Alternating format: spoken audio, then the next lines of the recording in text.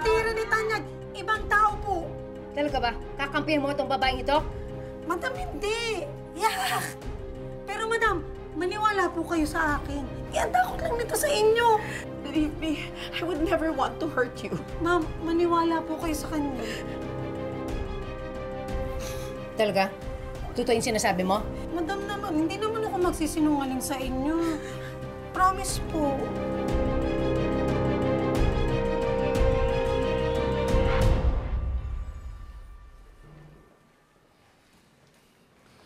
Nay, sandali lang. May kailangan lang akong tawagan.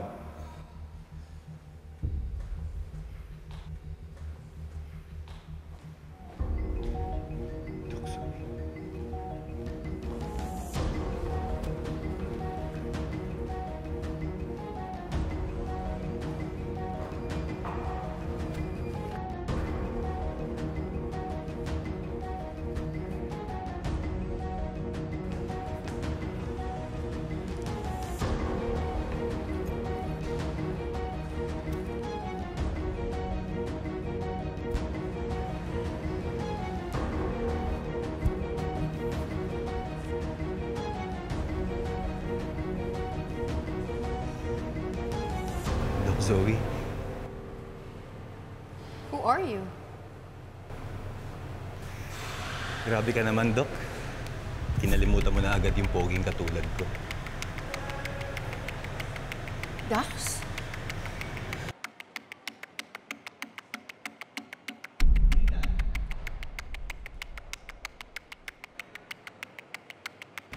Pwede ba? Umalis ka nga! Ang sungit mo naman, Doc. Tinapo mo na nga yung bulaklak na bigay ko sa'yo eh. Tapos paalisin mo pa ako. Sa'yo galing yun? Pwede ba? Huwag mo nga akong bigyan ng bulaklak. Don't give me anything at all! Yan ang gusto ko. Palaban. Tara, mag-date tayo. Ah, palaban ah.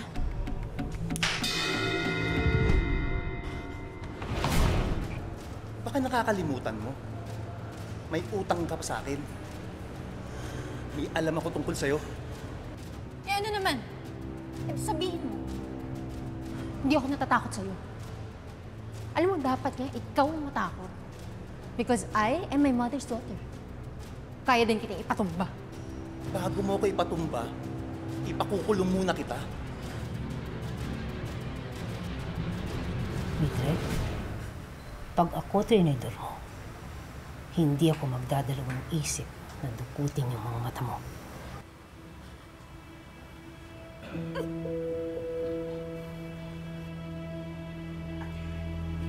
Kayo din.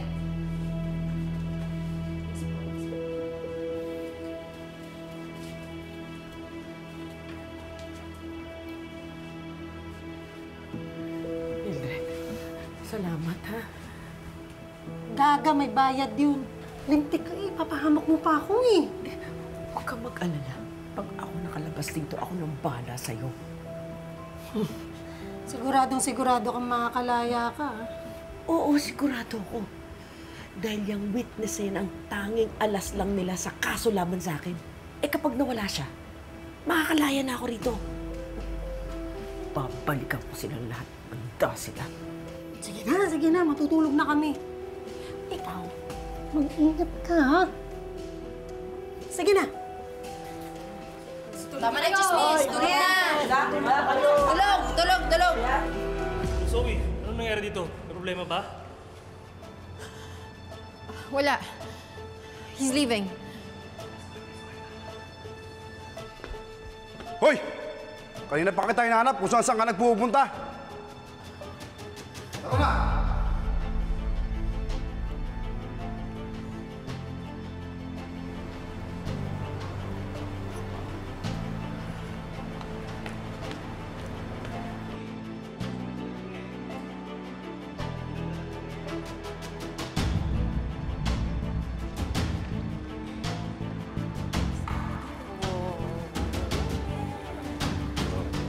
Ganyan yung lakad.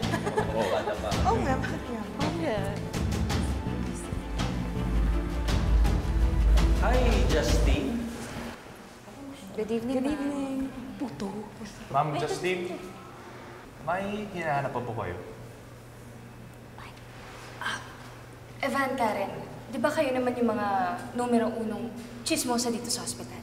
Ouch naman. Pero May boyfriend ba si Zoe? Parang wala. Lalo na sa ugali niyo. Oo nga, alam ko rin wala po siyang jowa eh. Eh, pero di ba kanina may nagbigay sa kanya ng flower? Yung purple. Oh, akala pa nga niya si Doc Luke, di ba, Doc? Cool. Justin, do you want flowers?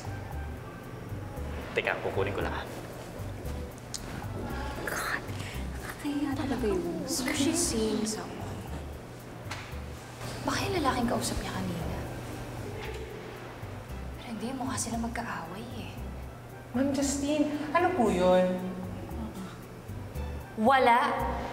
Chismosang tanong-tanong pa. Oo nga po, chismoso nga po. Ismuso ka pala eh. Siya yung una nagtanong, di ba?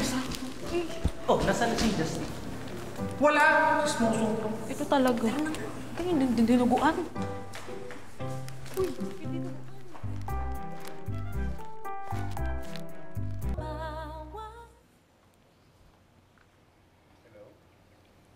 Hello, Ma'am Giselle. Papunta na po ako sa office ninyo maya-maya. Sabay na po tayo pumunta sa restaurant. Lynette, I'm sorry. Hindi kita nasabihan na agad. Pero natuloy ako sa Cebu eh. Ang dami ko pang mga issues na kailangan na asikasuhin ngayon. Do you mind if we move yung meeting natin kay Doc sa ibang araw na lang? Ay, Ma'am Giselle, wag na po. Ako na lang po mag-isang pupunta. Pero Lynette, wala kang kasama. Huwag kang magpunta mag-isa. Ma'am Giselle, wala naman pong mangyayari sa akin. Tsaka, meron naman pong kasamang police escort si Dax. Paano kung bumalik yung trauma mo?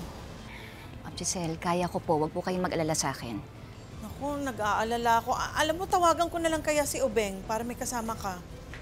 Ma'am Giselle, wag na po. Wag niyo pong tatawagan si RJ. Okay lang po ako. Mag-concentrate na lang po kayo dyan. Ako na pong bahala.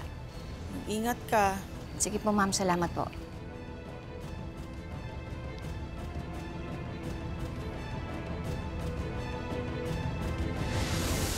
Inang, nandito na ako. Bata, kapag hindi patay, walang bayad. Kailan ba ako sumablay?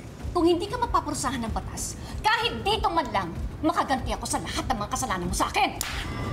He is a ticking time bomb. Alam mo ang dapat natin gawin? I-eliminate siya bago tayo pa ang ma-eliminate niya. What? Zoe, darling, huwag mo nang problemahin yan si Dax. Dahil hindi pa tapos ang araw, mawawala na yan sa mundo. At kapag sinuwerte tayo, pati na rin sina Annalyn at Lynette.